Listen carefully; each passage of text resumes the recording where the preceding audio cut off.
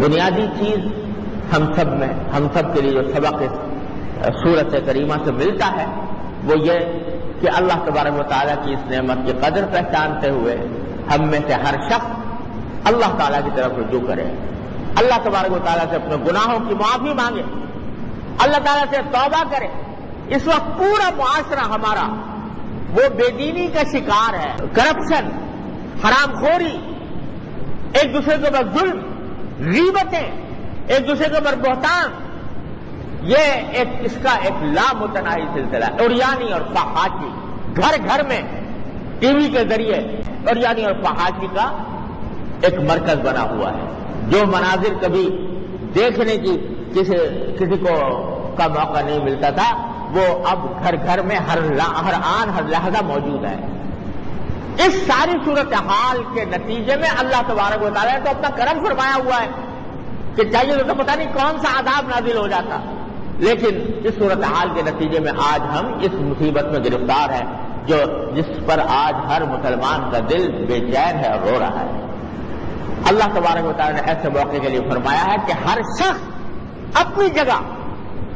اپنی اصلاح کی فکر کرے، اپنے گھر کے ماحول کو درست کرے، اللہ تبارک و تعالیٰ کے احکام کی اطاعت کرے، اللہ تعالیٰ کے سامنے روئے اور گڑ گڑائے اور توبہ استغفار کر کے اللہ تعالیٰ سے اپنے گناہ، اپنی بھی اور اپنے پورے قوم کے گناہوں کی معافی مانگے، حرام خوری کو چھوڑے، اللہ تبارک و تعالیٰ کے احکام کی اطاعت کرے اور اللہ تبارک و تعالیٰ کی طرف رجوع ہو۔ اس کے سوا کوئی اس مشکل کا حل نہیں ہے۔ اور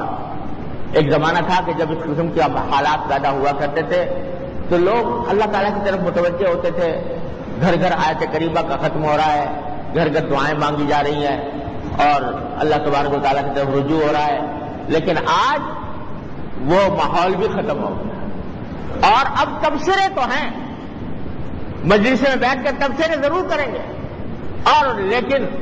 اس کے لیے جتنا وقت تبصرے میں صرف کر رہے ہیں، جتنا وقت گپ شپ میں صرف ہو رہا ہے وہ اللہ تعالیٰ کی طرف رجوع میں صرف کریں، اللہ تبارک و تعالیٰ کی طرف رجوع کر کے ان سے دعائیں مانگیں، ان سے توبہ اور استغفار کریں تو کچھ بعید نہیں ہے کہ اللہ تبارک و تعالیٰ اپنے فضل و کرم سے ہمارے حالات پر رحم فرما کر ہمیں اس مشکل سے نکال دے۔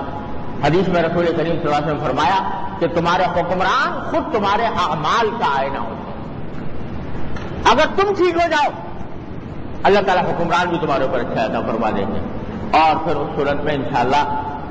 اللہ تبارک و تعالیٰ کی رحمتیں اور برکتیں نازل ہوں گی۔ بھائی یہ پیغام ہر مسلمان کا فرض ہے وہ ایک دوسرے کو پہنچائے۔ یہ توبہ کا وقت ہے، استغفار کا وقت ہے، اللہ تعالیٰ کی طرف رجوع کا وقت ہے، اس کا جتنا زیادہ اہتمام ہو سکے ایک دوسرے تک کو پہنچائیں اور اس کے اہتمام کرنے کی کوشش کریں۔ اللہ تبارک و تعالیٰ اپنے فضل و کرم سے ہم سب کو اس کی توفیق عطا فرمائے اور اس مشکل حالات سے اپنے فضل و کرم سے ہمیں نکال دے۔ وآخر دعوانا الحمدللہ رب العالمین۔